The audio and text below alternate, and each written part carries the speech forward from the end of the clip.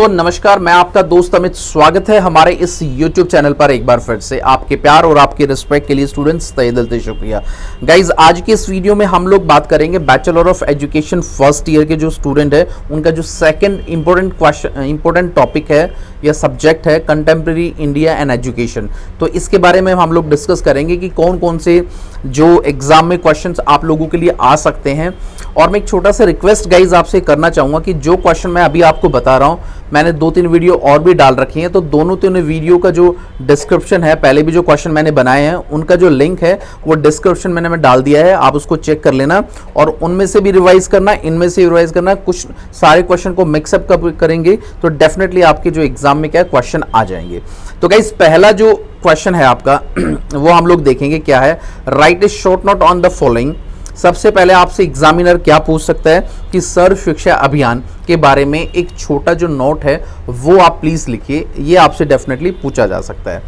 अगला गाइज, इससे जो अगला जो क्वेश्चन है सेकंड जो एग्जामिनर आपसे पूछ सकता है वो है एजुकेशन फॉर टेक्नोलॉजिकल एम्पावरमेंट। यानी कि जो आज के टाइम में कोविड के बाद जो टेक्नोलॉजिकल जो एक एजुकेशन बच्चों को होनी चाहिए, वो टेक्नोलॉजी होनी चाहिए एम्पावरमेंट, उसके बारे में क्या है आप एक छोटा नोट लिखिए। ये वाला क्वेश्चन आपसे एग्जामिनर पूछ सकता है। अगला जो क्वेश्चन है guys, recommendation of national policy of education. यानी कि जो नेशनल पॉलिसी है हमारे स्टेट की, मींस पूरे देश की, तो उसके बारे में क्या रिकमेंडेशन है, क्या क्या चेंजेस, क्या क्या परिवर्तन और क्या क्या रिकमेंडेशन हमारे होने चाहिए, उससे रिलेटेड क्या है एग्जामिनर आपसे पूछ सकता है। अगला जो क्वेश्चन है गाइज वो आप देख लेंगे कि constitutional act related to education.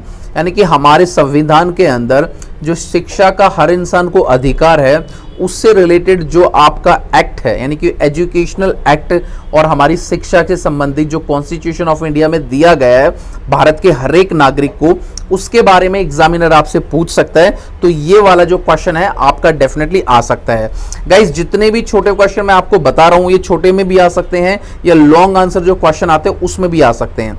तो गाइज, अगला जो क्वेश्चन है that is 3 language formula. 3 language जो फॉर्मूला है ये बहुत इंपॉर्टेंट है, इसको अच्छी तरह से रिवाइज और याद करके जाना। ये लॉन्ग आंसर में भी और शॉर्ट आंसर में भी क्या है डेफिनेटली आपके एग्जाम में आ सकता है। अगला छठा क्वेश्चन गाइज हम लोग देखेंगे डेमोक्रेसी एंड एजुकेशन। यानी कि लोकतंत्र और जो शिक्षा है दोनों में क्या संबंध है, या दोनों का अलग अलग भी पूछा जा सकता है कि भाई डेमोक्रेसी क्या है या फिर डेमोक्रेसी एंड एजुकेशन क्या है, दोनों का कोरिलेशन भी आ सकता है।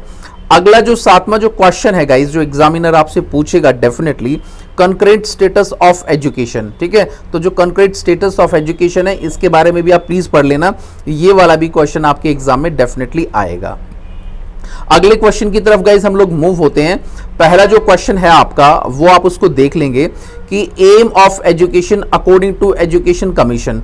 यानी कि शिक्षा का जो एम है अकॉर्डिंग टू एजुकेशन जो हमारा कमीशन है उसके बारे में आप व्याख्या कीजिए या उसके बारे में एक शॉर्ट नोट लिखिए।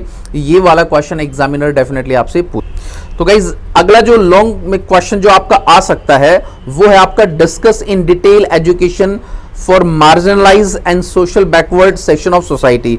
यानी कि जो हमारे मार्जिनलाइज और जो बैकवर्ड एक हाशिए पर है, देखो देश के अंदर बहुत ज्यादा विभिन्नता है, बहुत सारे लोग ऐसे बच्चे हैं जिनको एजुकेशन नहीं मिल पाती है, बहुत सारी चीज़ों की बस कमी रहती है। तो इसीलिए जो हमारा जो बैकवर्ड जो सेक्शन है, जिनके पास खाने के लिए, ओढ़ने के लिए, पैरने के लिए या फिर एजुकेशन के लिए कुछ भी नहीं है, उनके लिए जो मार्जिनलाइज हो तो उनके लिए क्या है आपको एजुकेशन से रिलेटेड जो चीज़ें हैं वो डिस्कस करनी है। ये एग्जामिनर आपसे पूछ सकता है, तो प्लीज इसको मेमोराइज करके आप डेफिनेटली जाना। अगला जो क्वेश्चन है guys, right A note on article 15 constitution of India and article 30 और 31 और 36। ये सारे आर्टिकल जितने भी इंपॉर्टेंट है इन सबको प्लीज पढ़ लेना। ये वाला जो एग्जामिनर में है ये वाला क्वेश्चन भी डेफिनेटली आपका आएगा और आप लोगों को इसका पता होना चाहिए। अगला जो क्वेश्चन है गाइस मूव हम लोग होते हैं कि भाई explain the role of education in empowerment of deprived section of society. भाई जो शिक्षा का जो एक रोल है, यानी कि शिक्षा क्या भूमिका निभाती है उन आदमियों को या उन सेक्शन को ऊपर करने के लिए जो वास्तव में दबे कुचले, जैसे आ सकता है ना कि हिंदी में जो दबे कुचले जो वर्ग हैं, जो गरीबी रेखा से नीचे हैं, जिनके पास खाने के लिए 2 वक्त का खाना भी नहीं है, पैसे भी नहीं है, अगर उन बच्चों को सही टाइम से एजुकेशन दी जाए तो उनको कैसे अपलिफ्ट किया जा सकता है, उनको कैसे एम्पावरमेंट किया जा सकता है, तो इससे रिलेटेड डेफिनेटली क्या है एग्जामिनर आपसे पूछेगा और ये चीज भी आपको पता होनी चाहिए।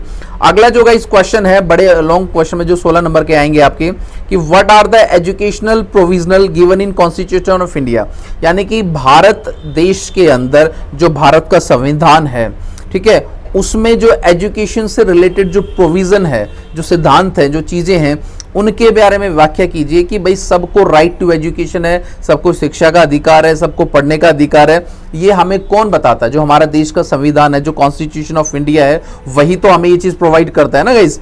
तो ये वाला क्वेश्चन भी आपके एग्जाम में डेफिनेटली आएगा।